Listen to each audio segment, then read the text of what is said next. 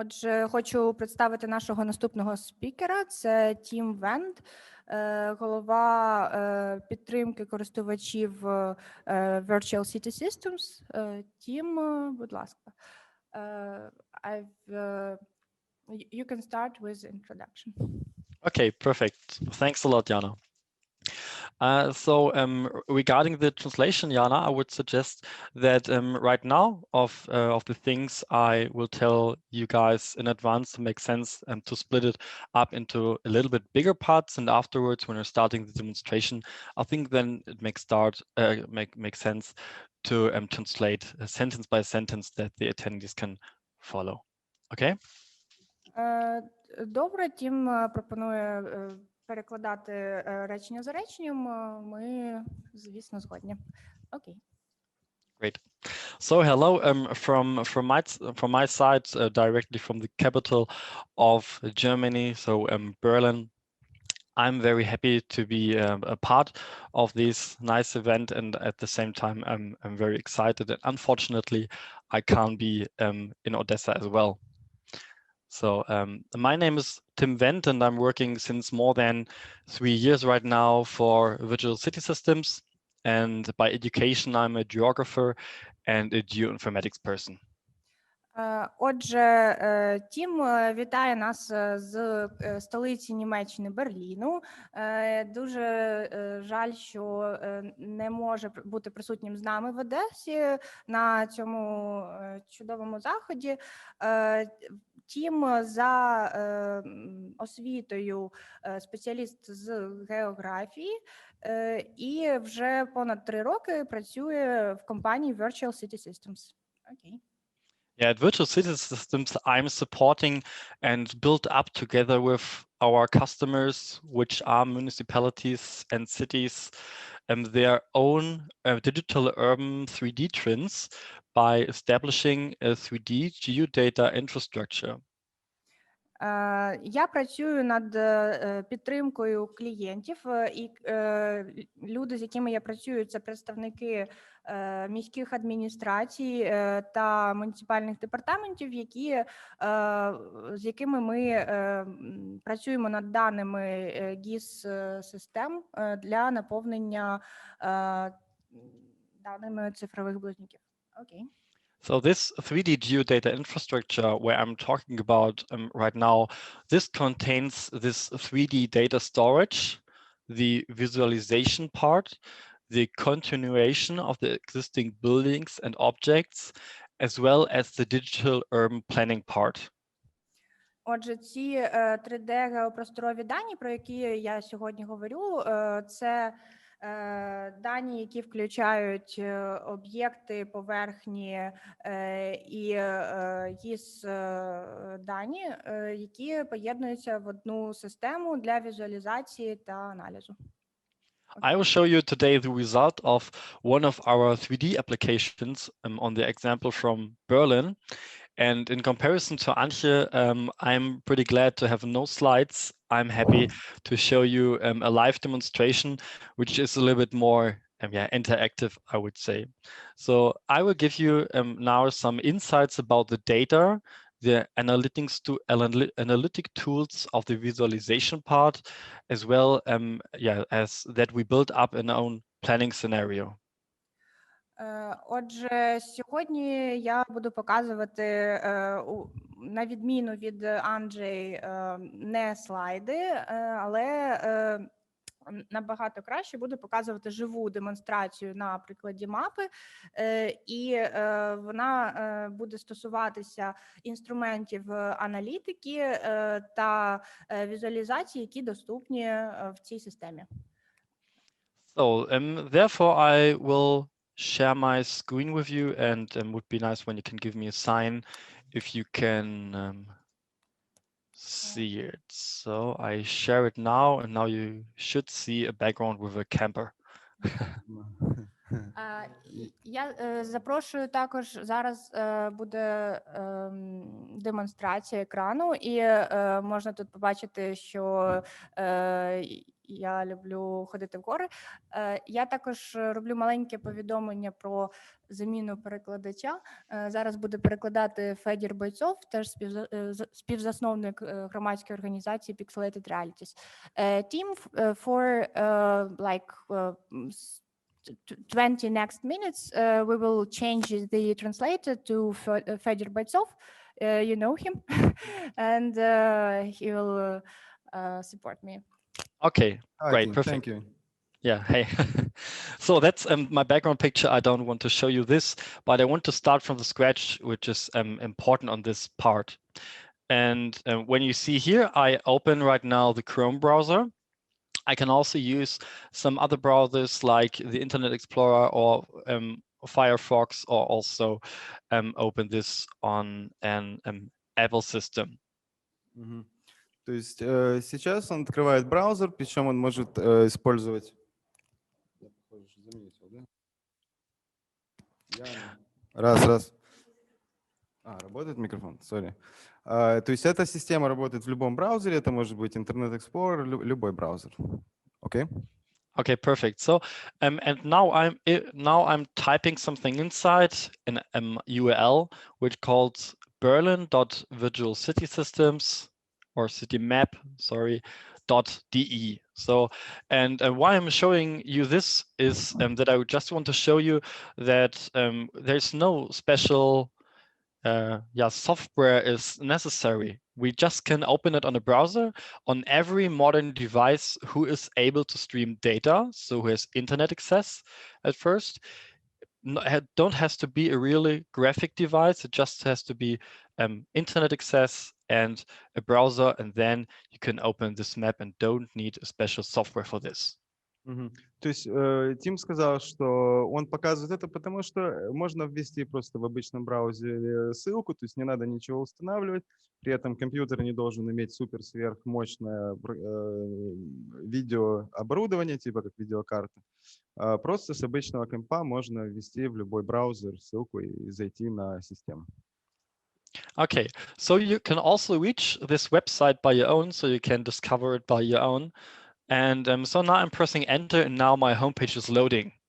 And behind this homepage is our 3D visualization of the 3D geodata infrastructure I mentioned before, and which I'm building up together with the customers. То есть, когда мы нажали на кнопочку, перешли по ссылке, и вот автоматически загрузилась вот эта дата, о которой он говорил и будет рассказывать в деталях, которые они работают вот со своими клиентами как раз. And I'm starting to make it accessible for you also from the language point that I change the language into English. Ну, также можно поменять выбор языка, и для удобства он поменял на английский. Okay? And I want to start that you learn a little bit about the data. So there've been already some questions about the terrain, for example, and that's the reason, because I want to examine our application from the data perspective, and therefore we will split the layers up and deactivating some of them. Ну, Тим говорит, что он хочет показать все возможные слои, которые есть в этом датасете, и мы сможем пробежаться по ним, и он расскажет больше о каждом из них, потому что были вопросы там про, есть ли там высоты карты, GIS привязка и тому подобное. Okay?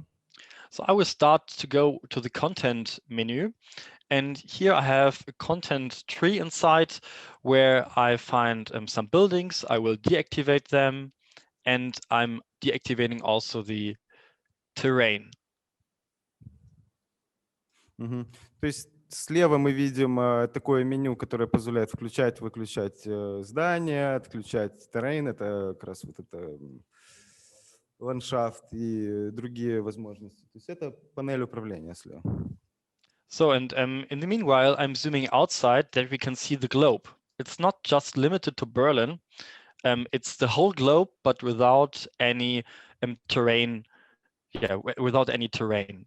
And here I have just the OpenStreetMap, so the base map of the whole globe activated, and I can deactivate and have then the globe, a normal globe color, which is provided from Cesium JS, which is the platform what we're using to develop on top of that.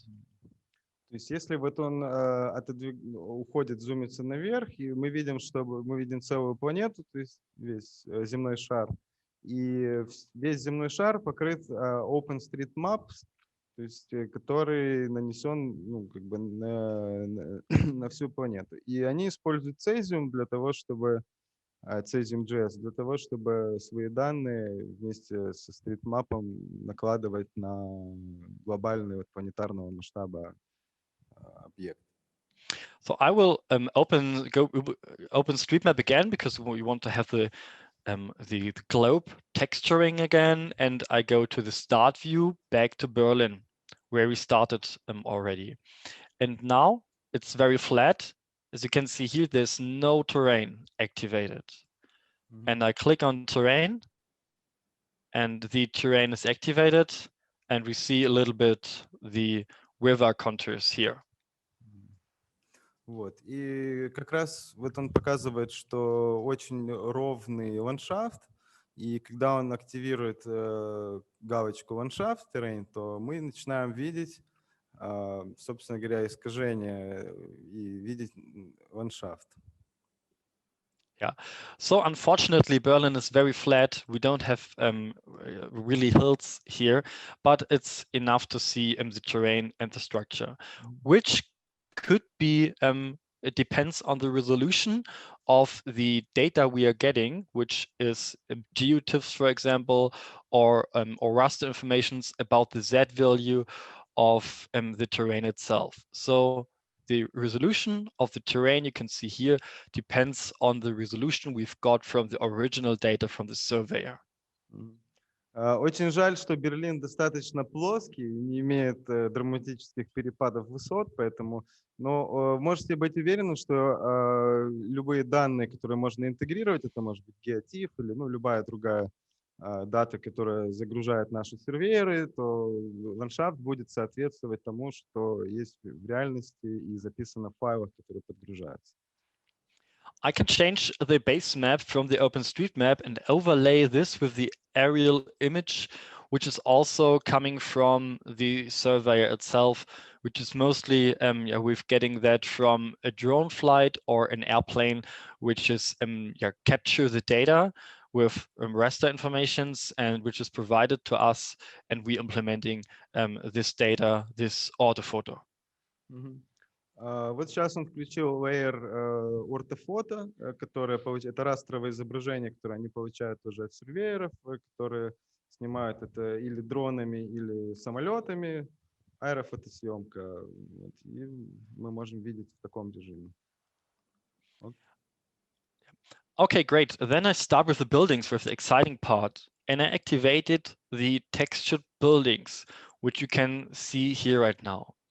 I have not just textured buildings, I have also untextured buildings. You have to understand the geometry of these two layers here is exactly the same. Just the difference of both is that the textured buildings have automatic texturing from oblique images on the surfaces. Когда мы активируем здания, мы сразу видим их с текстурами, и мы можем текстуры выключить. И что я хочу отметить, что это одинаковые модели, просто на текстурированных есть текстуры, полученные из съемки под углом как раз вот, с этих дронов и тому подобных самолетов. Вот, и этот режим можно включать или выключать. And Antje told already in her session a little about this CityGML. And this is CityGML. That's this topological correct data, which has or can store attributes like a height information, like the function, roof type, for example, and stuff like that. And the basic of the data is the terrain information, which is created in advance in another software. So the terrain information, point clouds and the footprints of the existing surveyed buildings. Ну вот как раз насчет этих моделей, то есть в них есть возможность сохранять некие функции топологические, в том числе даже там угол наклона крыши, ну и подобные вещи.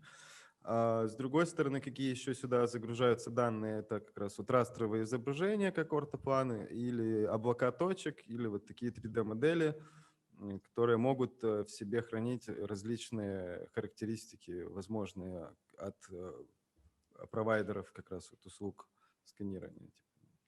So based on the attributes that are stored inside this model, I can color them. В зависимости от атрибутов, которые записаны в моделях, он может их активировать и подсвечивать. Вот сейчас как раз. So I color them now with a green color from the measured height. So the highest building of Berlin, which is our TV tower with almost 400 meters, is now greener than flatter ones. So I can color them and have here the legend information with green, brown, and blue color, but this one I can define in the configuration before.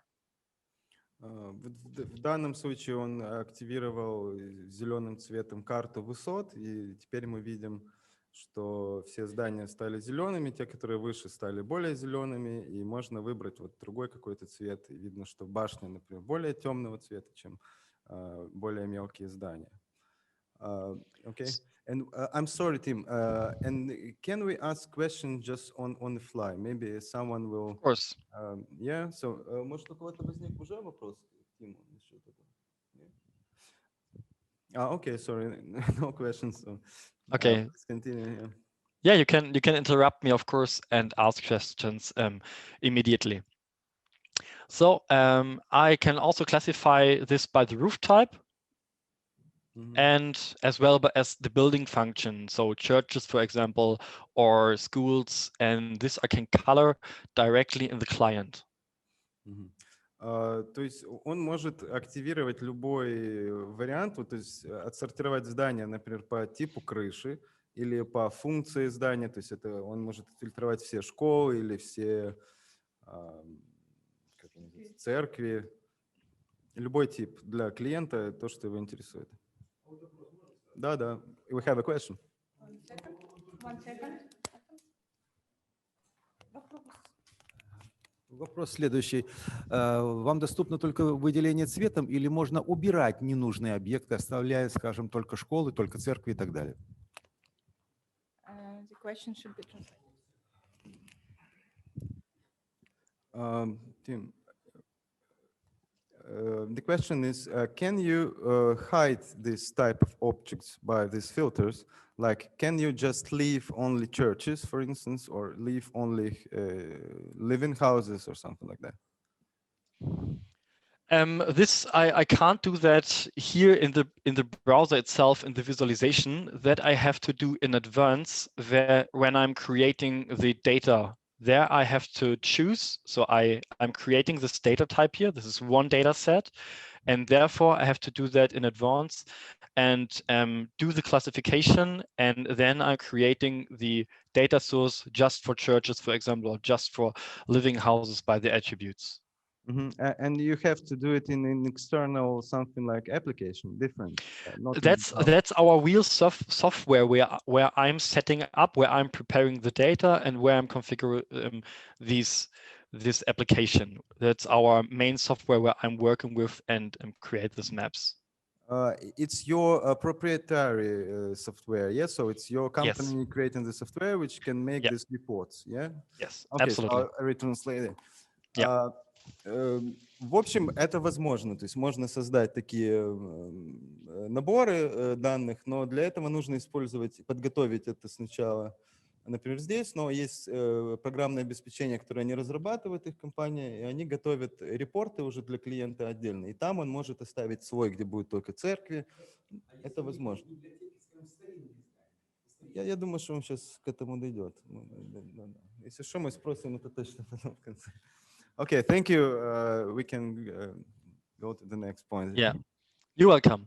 So that's now just buildings, and that's exactly what we are starting with, right? So we have the terrain as a surface.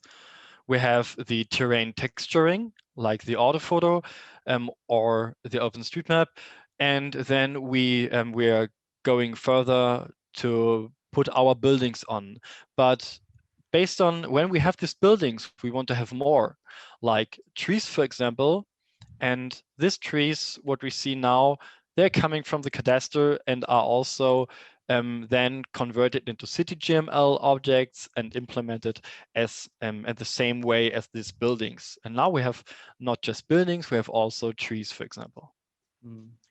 Мы начинаем всегда, естественно, со зданий, но кроме зданий в городах существуют еще такие объекты, как деревья, и вот они как раз подтягивают их из кадастра City GML, городского кадастра, где записаны эти деревья, и генерируют вот такую вот, собственно говоря, картину с деревьями. Да, паспорта деревьев. Cool. Okay. Good. So I'm deactivating the trees now because we want to continue a little bit to come to this digital urban planning part, which is my main part. But I wanted to show you some more things what we are implementing here inside our map. For example, like huge point clouds. This is now the point cloud of the Tiergarten, which is a huge park in the middle of Berlin, and that is point cloud, colored point cloud data. Я выключаю геометрию деревьев, чтобы мы могли двигаться дальше к нашему городскому планированию. Но вот еще хотел показать point cloud, облако точек деревьев. Это вот интегрированный скан деревьев парка, да, который можно вот посмотреть в виде облака точек. Okay. Good. I'm deactivating this right now because I want to show you also the 3D mesh, which is created based from the point cloud as well as imagery data. And this is what you know from Google Maps, for example. They are using 3D meshes, and a mesh is contained by millions of or billions of small triangles who are colored. Вот он сейчас выключает облако точек, чтобы включить mesh. И mesh вы знаете из сервисов таких как Google, Earth подобных, где куча маленьких треугольников соединены друг с другом, и это очень такие плотные сетки. Okay. Okay, and all this stuff, so I go back to the objects, so the city GML objects, I want to use the untextured objects. All these things we have here inside, they are required to build up your digital twin of then what I mentioned before, buildings, trees, city furniture like lamps, for example, or park benches and stuff like that, to build up your 3D city digital twin, and do based on this doing urban planning, that you have a status, and do based on that urban planning and create scenarios.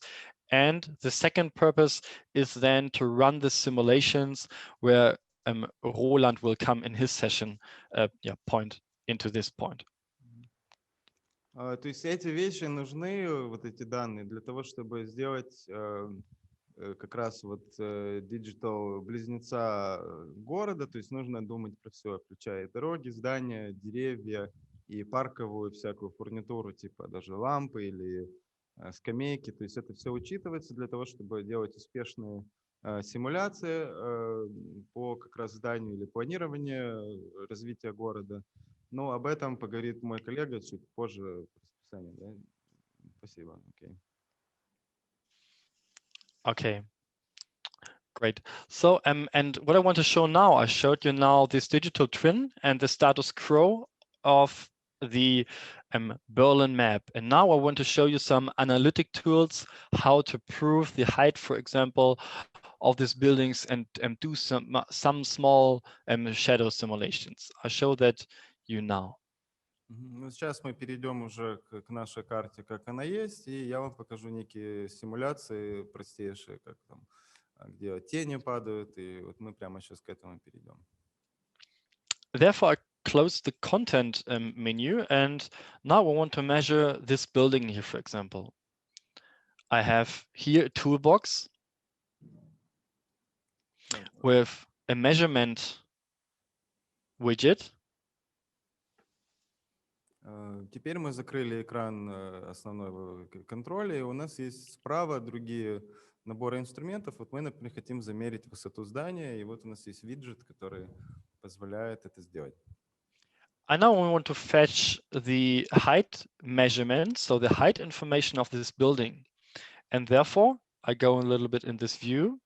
I clicked in the 3D measurement, make one click, and now you can see it is taking the Z coordinate of this building, and now it's taking the Z coordinate of the terrain, and the difference of that is 92.6 meters, and we can see also the informations of the angles and the distance here inside this one. Ну вот нужно поставить одну точку на крыше здания и одну точку на поверхности, на земле, и автоматически считается высота здания. Вот мы можем видеть все параметры на экране и слева, где у нас контроль за виджетом. Okay.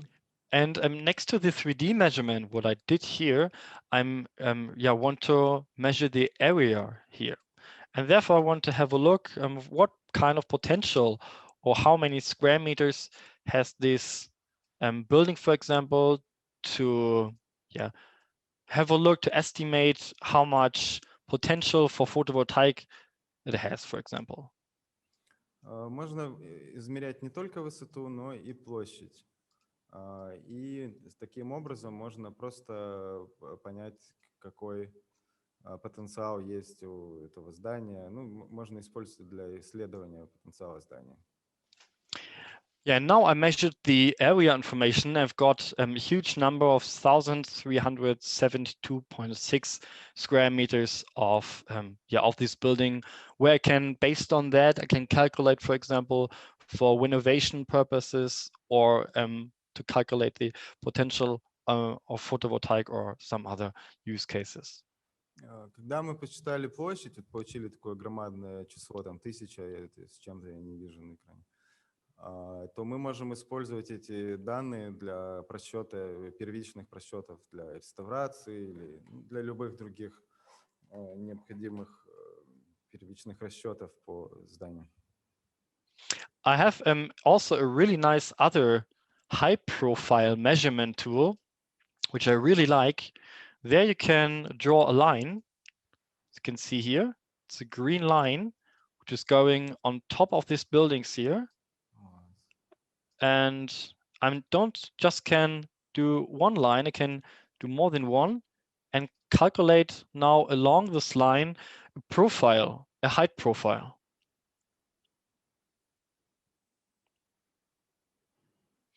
And now he's taking the points I've set, I think it's been 4 points and along this line and doing on a resolution from 1 meter. So every 1 meter he's picking the points and gives me afterwards the coordinates, so the Z values of the terrain information, as well as the object height information of these buildings here.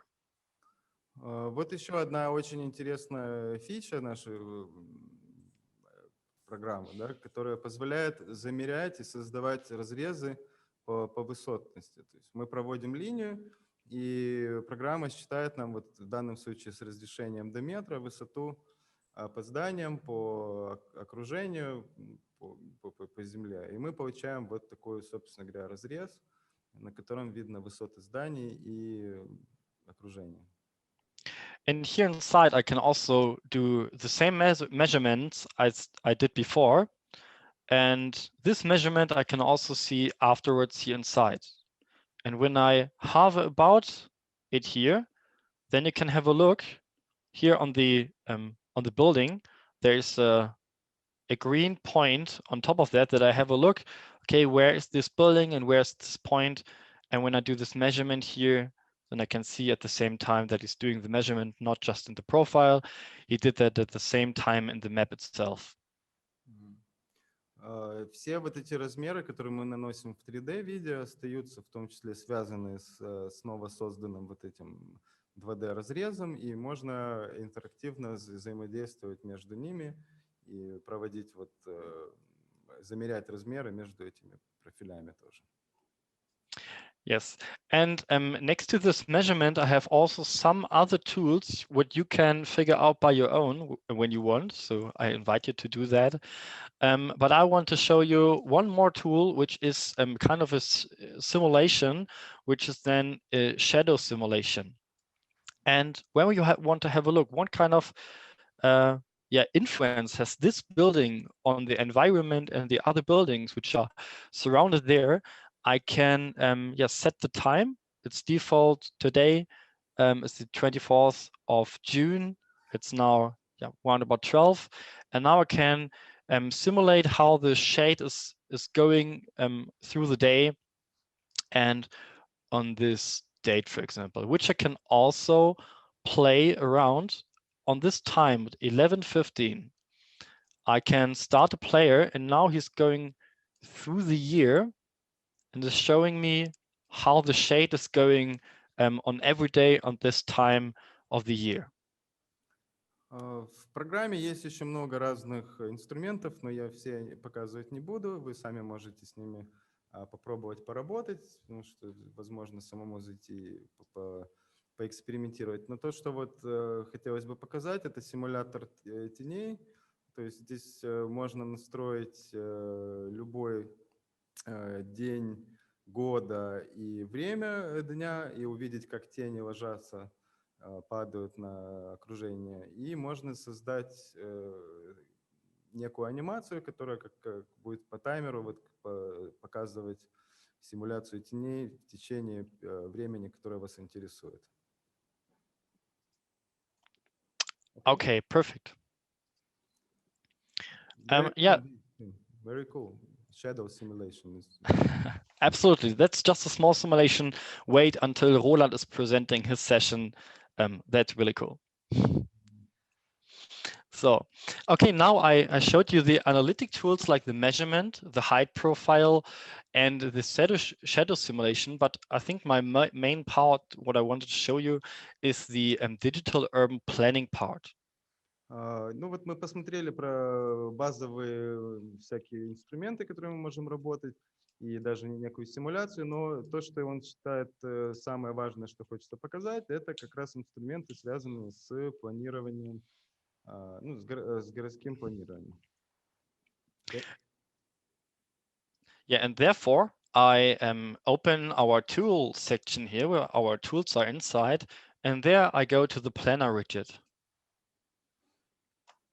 And inside this planner widget, I have to type in my credentials. So I can also define in the background that you, for example, or Jana, get an account, what I already provided to you, and where you can log in and create your own projects.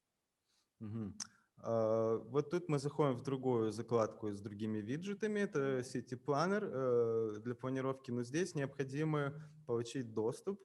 И ну, Тим сказал, что в данном случае он дал нам некий аккаунт, который мы можем использовать.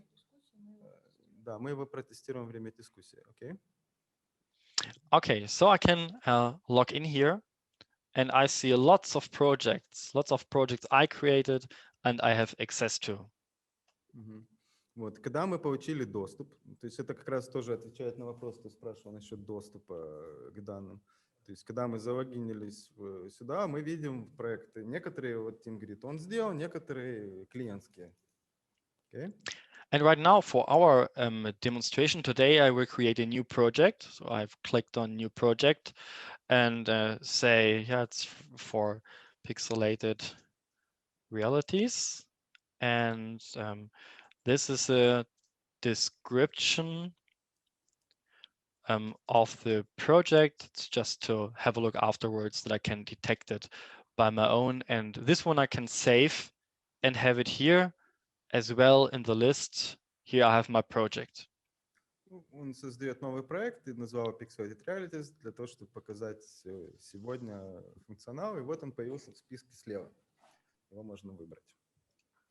Okay, and now I want to build up my scenario, and therefore I want to edit my my scenario, and this I can do now. Вот. Для того, чтобы что-то редактировать, нужно нажать на кнопку «Редактировать мой сценарий». Вот он это и делает. Okay? So, and now I have two options to create something, and that could be that I draw new objects, and at the second point that I import planning objects. Тут можно, два есть пути. Либо можно нарисовать что-то с самого начала, либо можно что-то импортировать, какой-то объект. So, and mostly we don't plan on a green field, and I don't want to steal this guy's the football field, and therefore I have to delete or I have to hide buildings. And I go here now to this section and click on this buildings I want to hide. So let's keep this ones, for example, this one as well. And let's keep this one. And now I have a list of these hidden buildings, which I can also make activate again and hide them again. And now I can do my planning here inside this area. Ну, мы выбираем вот кусок квартала для того, чтобы с ним начать работу. И вот в данном случае мы можем выбирать здания и прятать их, и вот они появляются в списке как спрятанные, и когда мы можем увидеть их даже в другом цвете, красном, когда мы включаем, чтобы мы понимали, что они спрятаны. То есть оставляем одно здание, с которым мы можем дальше работать. Okay, great. And now I have a clean area here. I deleted this as well immediately. And now I can start with the drawing. So when at the first step, I think it makes sense to get an idea about how high could these buildings what kind of influence they have to the surrounding buildings.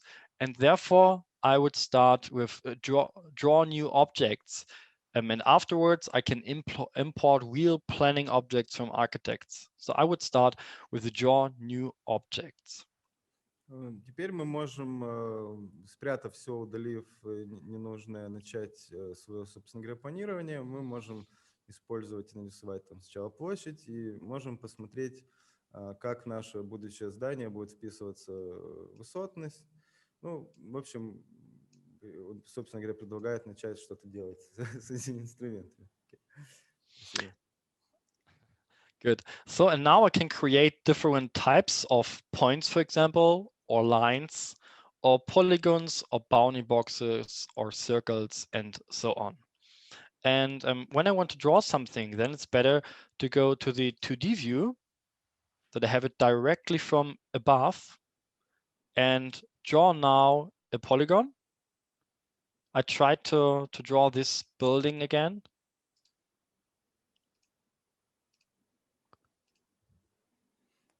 Yeah, like this, for example, and that's fine. And now I have my polygon here. То есть, когда мы можем рисовать разные либо точки, линии, полигоны и тому подобное, для этого лучше всего перейти в 2D режим, когда мы видим нашу карту сверху в виде ортоплана без искажения перспективы, и рисуем точка, точка, точка, точка, и вот получаем полигон.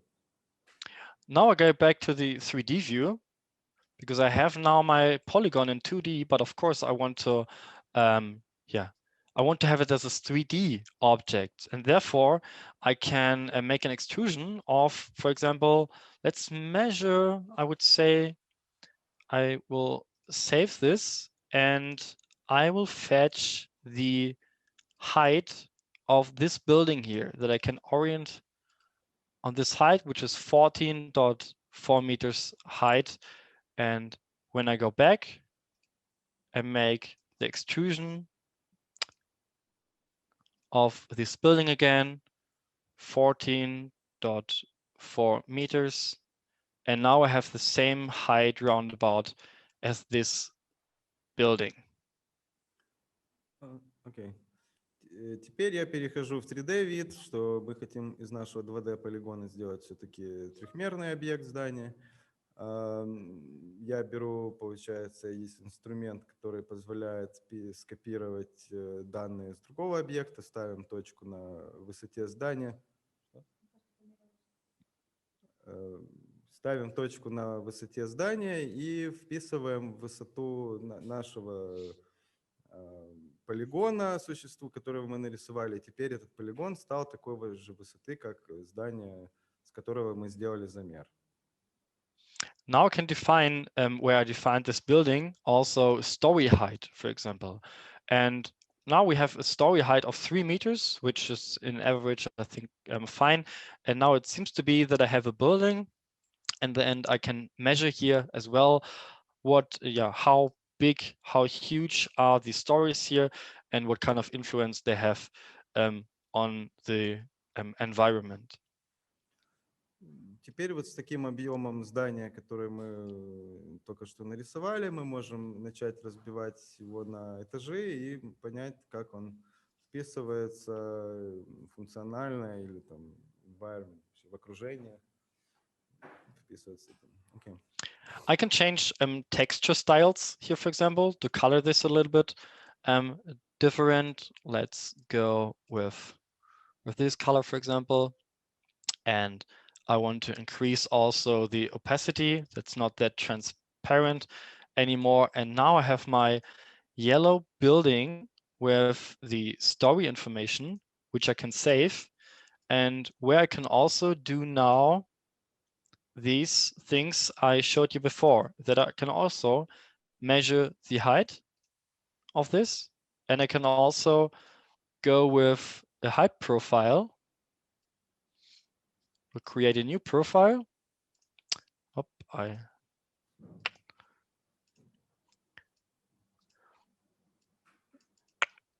It's okay. Based on this building here, which is blocked right now because of the other high profile I did before. And yes, that I can also measure this stuff as well, that I can do my shadow simulation. Okay, I'll translate because we... Of course. То есть у нас есть функционал, например, покрасить это новое проектируемое здание в любой цвет, который нам нравится, сделать его менее прозрачным, чтобы было удобнее работать. Теперь мы можем там делать те же самые замеры или добавить это новое здание на карту, которую мы делали ранее. Но опять-таки вы видели, что не очень получилось, потому что надо добавить линию, я так понимаю, сейчас это и произойдет. И мы можем запустить с этим новым объемом уже нашу вот эту симуляцию теней. То есть здание со своими вот разбивкой этажей вписано в симуляцию. Okay. Great, perfect. So, and now I'm finished with this simple drawing here.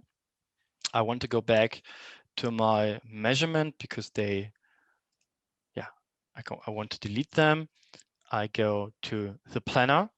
And now I want to show you how to import planning buildings. I deactivate the shadow and import now planning buildings.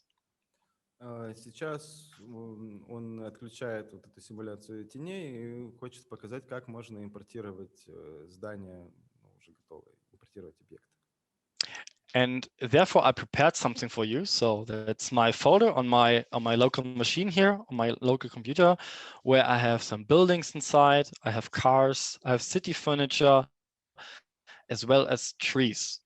And I will start, of course, with a building.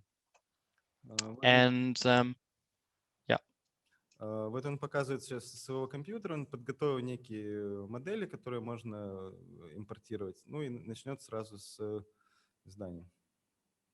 Okay. I will start with this house here, and as you can see, I click this on my editor or on my explorer and drag and drop this here inside.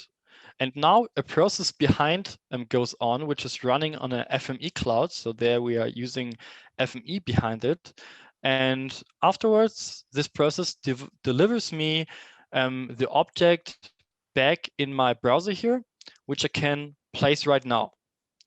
And now I've got this black building of course, it don't fit really into the environment here, but I placed this building with one click now inside.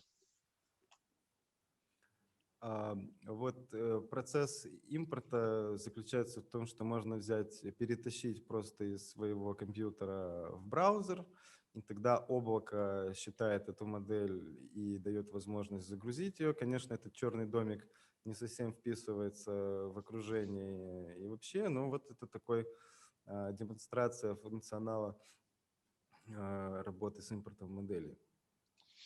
Afterwards, I can do a rotation of this building, for example, to edit this and manipulate this in order to rotate it, for example, or to scale it in the direction, for example, or when the planner did something wrong, then I can also say scale it twice, because that was planned in millimeters, for example. And I want to go back with this 1.5. I think it's fine.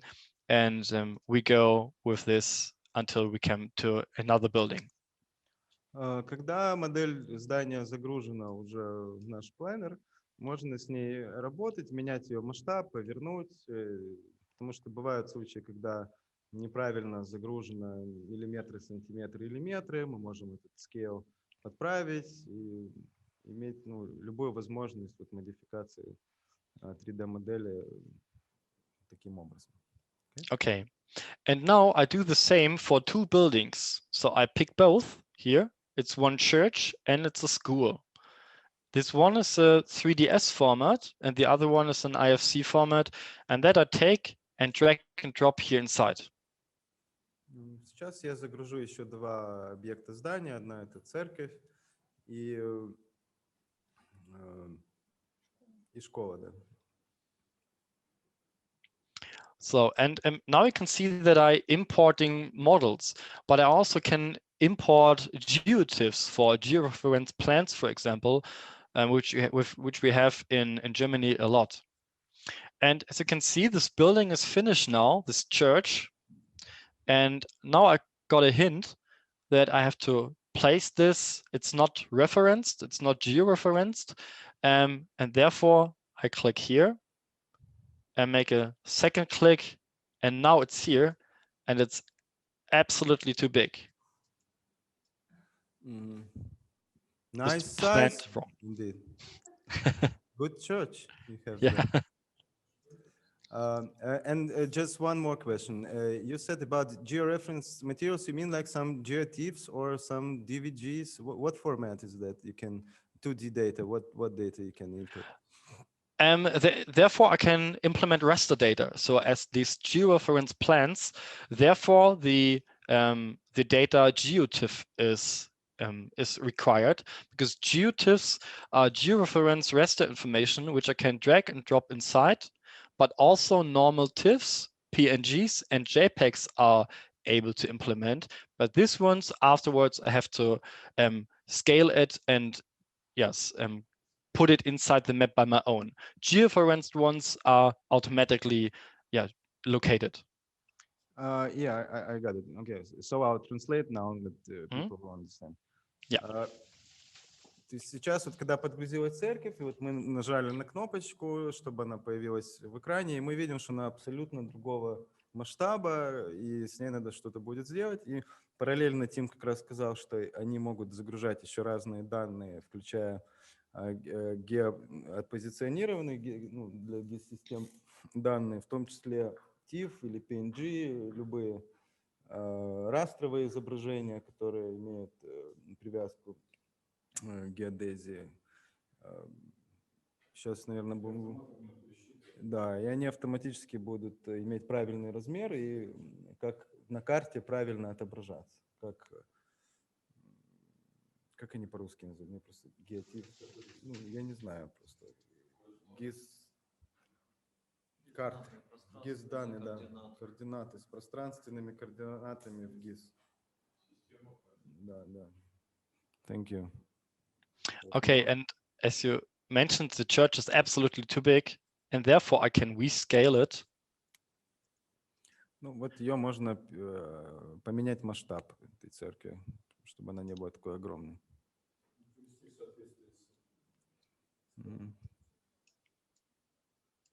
And go here back inside, and now I have the church in the right scaling. This one is also textured, so I can also implement textured buildings. Вот, ну, теперь, изменив масштаб, очень просто можно увидеть, что она теперь нормального размера, и у этой модели есть текстуры, и я могу увидеть ее как цветной объект. Okay. And one last import, I have also then this IFC model, which is also absolutely too small. That was also planned in millimeters. But this one I can also scale up by 100, 1,000. That's better. And now I have this object here. We'll rotate this a little bit.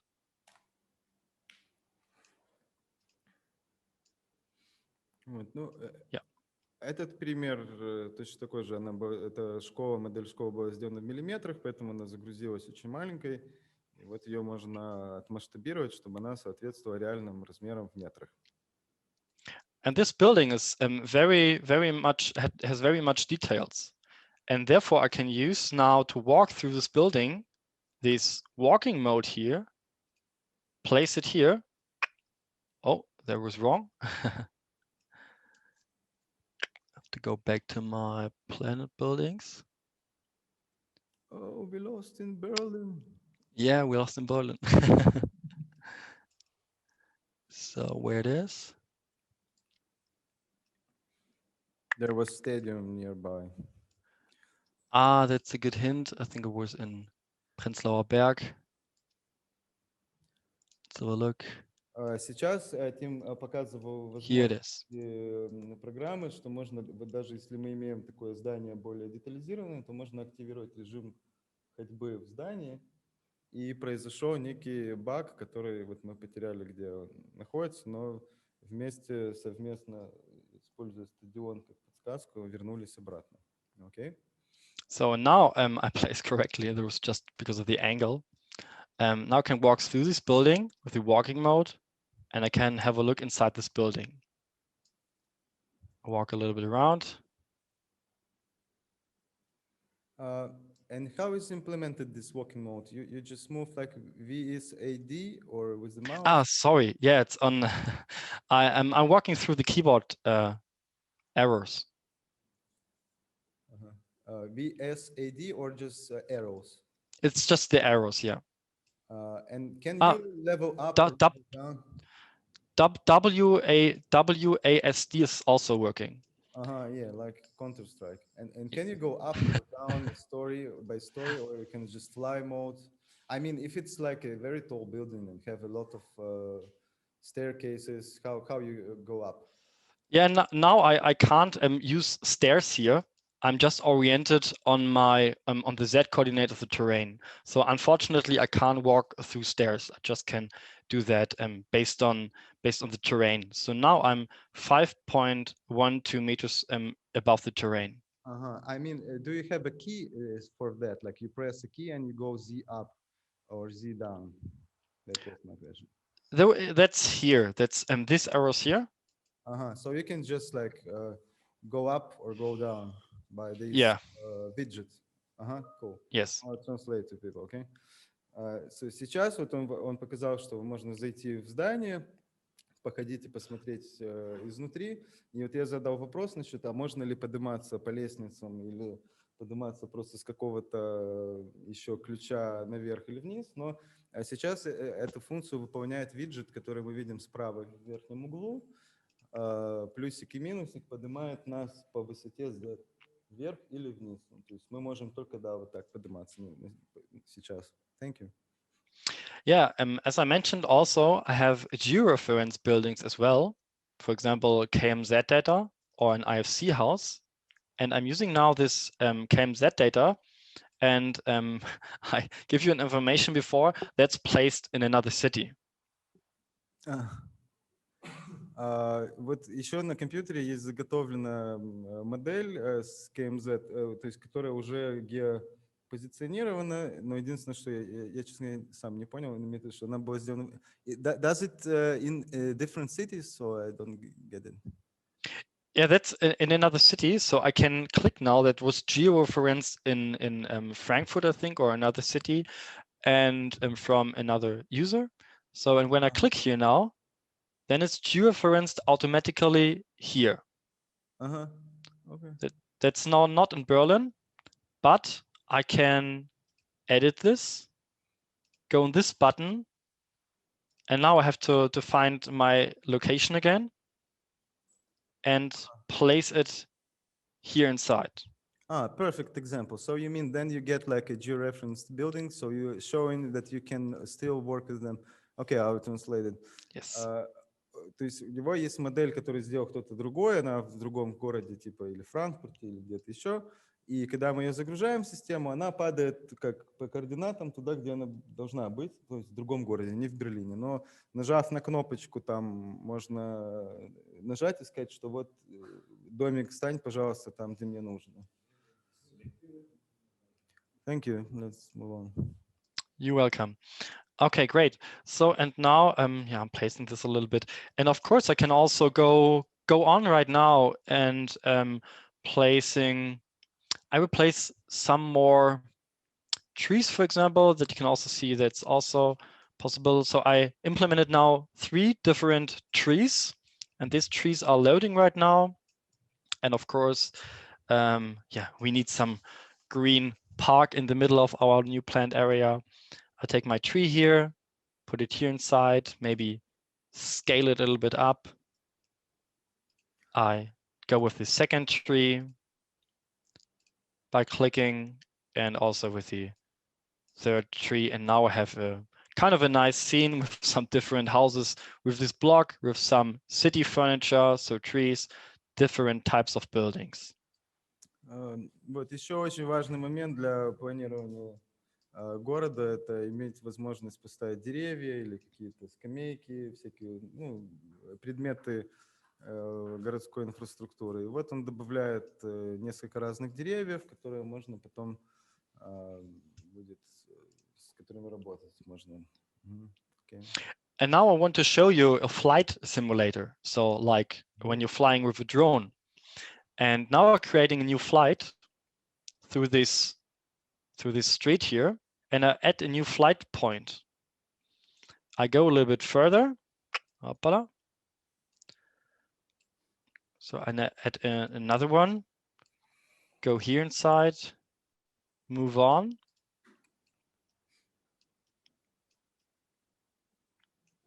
So now the process is taking all these points I'm creating and yeah, go with a view path through these viewpoints I defined here.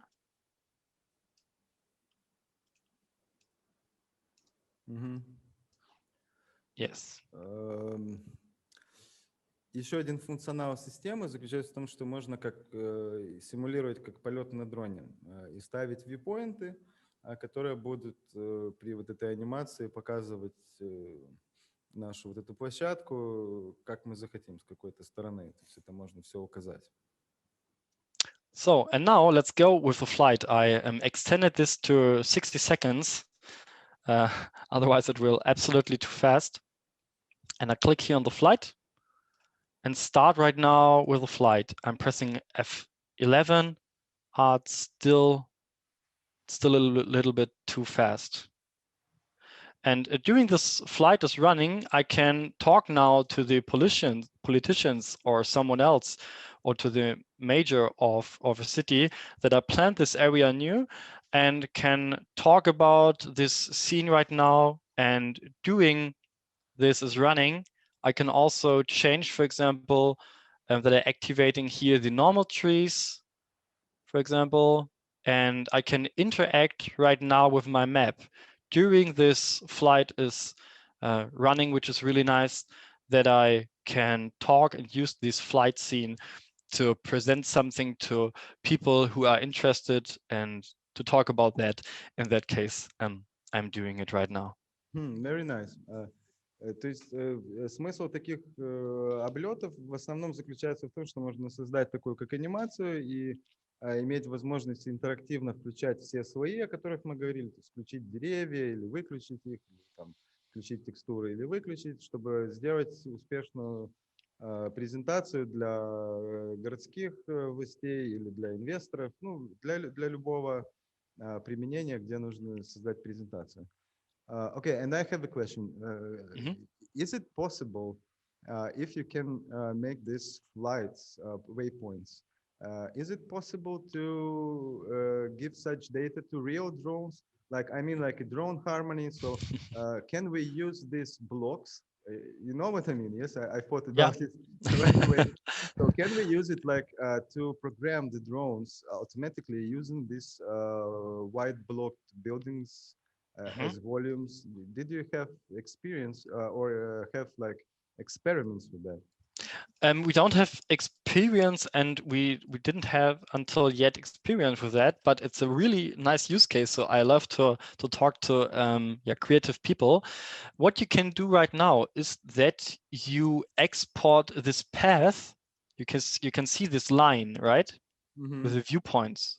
You can use this as a GeoJSON, and you can also export this path.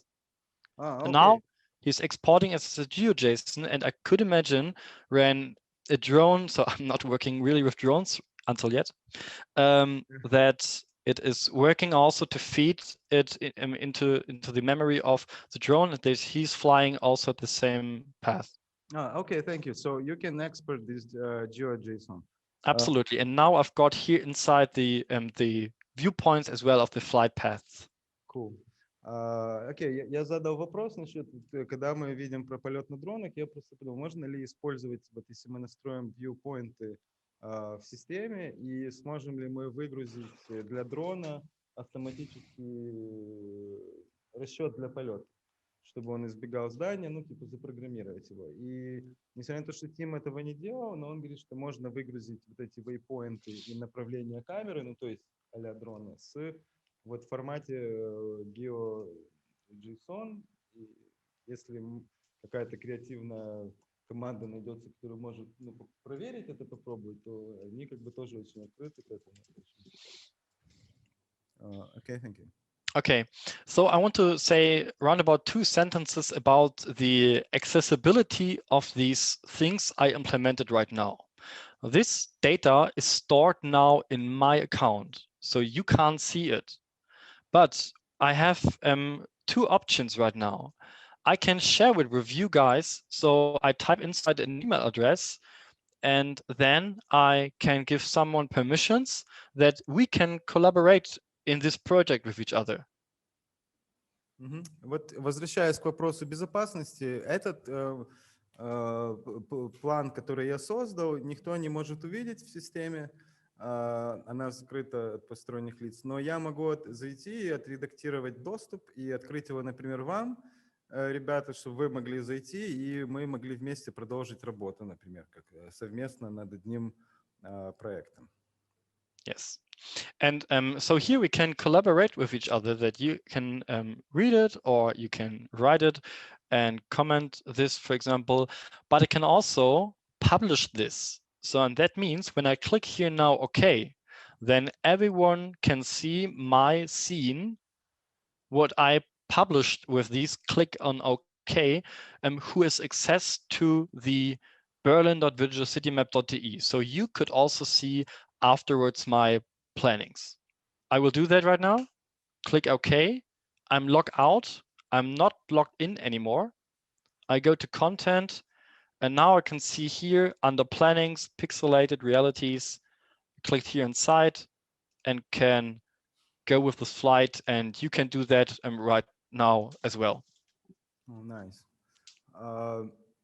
То есть мы можем вот так вместе работать над одним проектом, но если мы хотим сделать его для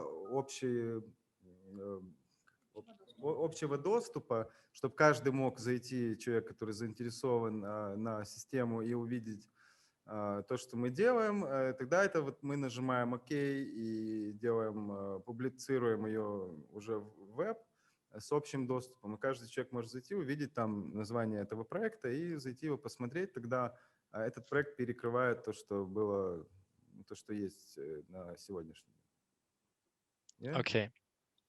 And to come to an end of this point, so what we talked about in our second session, we talked about the static data, what the surveyors or the municipality of Berlin provided us, and this is the city GML data, so the surveyed buildings from the cadastre, that are the trees from the cadastre, that are the terrain itself, as well as a terrain overlay for like auto photos and OpenStreetMap.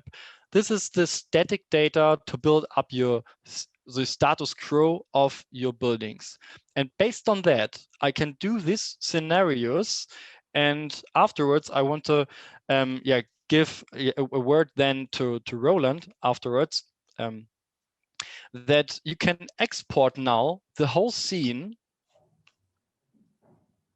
Like this buildings, I can draw now a boundary box here, for example, like 500 square meters around this polygon, and then he's picking the existing basic data as well as my scenario here, and there inside I can do these real simulations like wind simulation, what Roland will present in his session. Oh, so nice. I'll try to get the time because it was a bit long. Okay, so Tim said that I'm translating second time. Тим говорит, что для того, чтобы создать такие сценарии или вообще всю эту систему, они использовали данные, которые предоставил город, кадастровые данные, потом каталог по деревьям и другие данные, которые были возможно получить. И с помощью таких данных можно создавать вот такие сценарии или воссоздавать вот все то же самое, что мы сделали здесь. И чем это закончилось, я уже потерял мысль, честно сказать. И можно... І що в наступній симуляції, в наступній презентації про симуляції завдяки створенню таких окремих шматочків для проведення сценаріїв можна вже робити симуляцію вітру або інші, про які буде розповідати колега Тіму Роланд буквально через півгодини.